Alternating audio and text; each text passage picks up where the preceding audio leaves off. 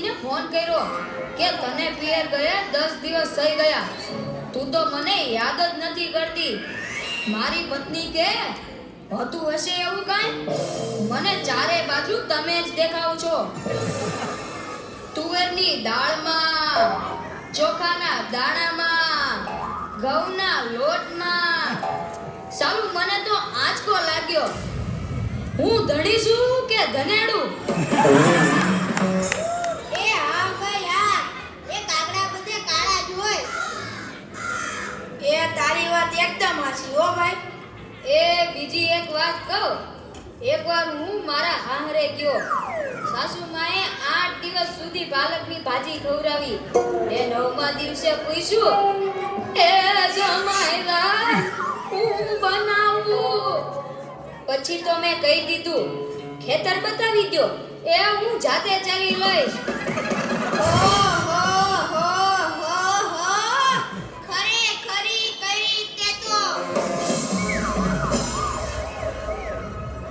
અરે હું હમણાં મારી પત્ની સાથે શાક માર્કેટમાં ગયો તે ઈ મને કહે 2 કિલો વટાણા લાવ.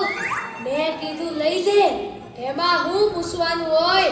તો મને ઈ કે પૂછવું તો પડે ને, આ વટાણા બોલવાના તો તમારે જ છે ને. યો કરો વાત. અરે બાયુની ક્યાં માંડો છો? આજકાલની પડજાઓ પણ જુઓ ની.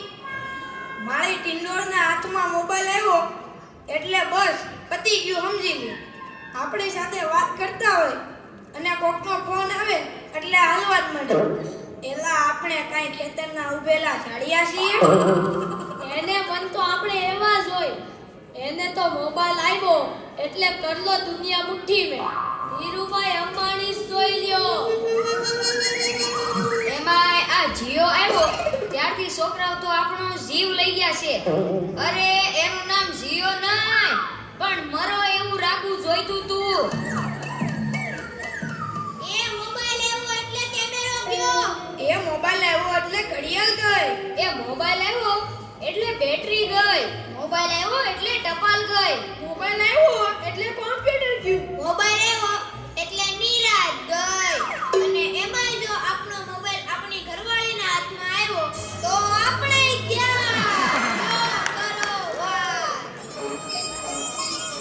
એલા આ જીઓ ઉપરથી યાદ આવ્યું. તમને ખબર છે હમણાં સુધી પછી પૈસા હાલતા હતા ઈ કોણે બંધ કરાવે ઈ ખબર છે તમને કોઈને? નથી ખબર ને?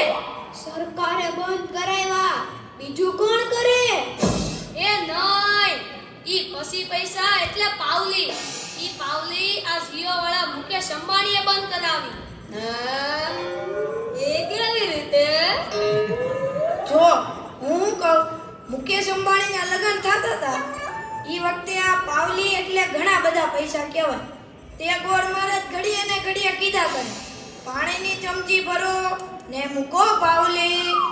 ગણપતિ પૂજન કરાવે ને કે મૂકો પાવલી.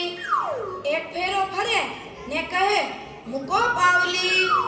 બીજો ફેરો ફરે અને કે મૂકો પાવલી. તેલા મુકેશની એટલી ખીચડી કે આખો દેશ મને મુકેશ અંબાણી કહે છે ને આ ગોળ મહારાજ મૂકો પાવલી કરે છે. મોટો થઈને આ પાવલી બંધ ન કરાવું તો મારું નામ મુકેશ અંબાણી નહીં. અને જુઓ એણે બંધ કરાવી કે નહીં. અને ઈ મોબાઈલના કારણે છોકરા કાંઈ બગડ્યા છે. જાણે મોબાઈલ જ એનો બાપ ને એની માં નો હોય. અને આપણા છોકરાની તો વાત જ ના થાય હો. એ વરાસા મોકલ્યો હોય તો તાબીએ જઈને બેઠો હોય, અવેડાના ડાટા કાઢી નાખે એવા હોય. કાલે મેં ઓયલા પહેલાને કીધું કે તારો છોકરો પથ્થરના ઘા કરે છે, કોઈને વાગી જશે. પહેલો મને કે ઈ મારો છોકરો નહીં, ઈ તો મારો ભાણિયો છે. મારો છોકરો તો તારા બૂટમાં પાણી ભરે જો. એ લાટા પાટા શણગાર કરીને સ્કૂલે મોકલ્યો હોય ને ઘરે આવે ત્યારે પલળેલ કાગડા જેવો થઈ ગયો.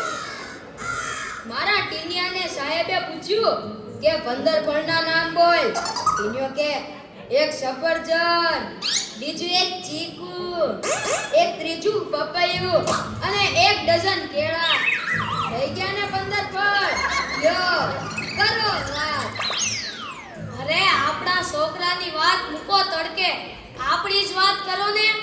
ઘરે છોકરાનો જન્મ થાય એટલે એની માં કે નાક તો મારા જેવું છે, બાપો કે એની આંખો મારા જેવી છે, કાકો કે એના વાળ મારા જેવા છે હો, મામો કે હાસ્ય મારા જેવું છે.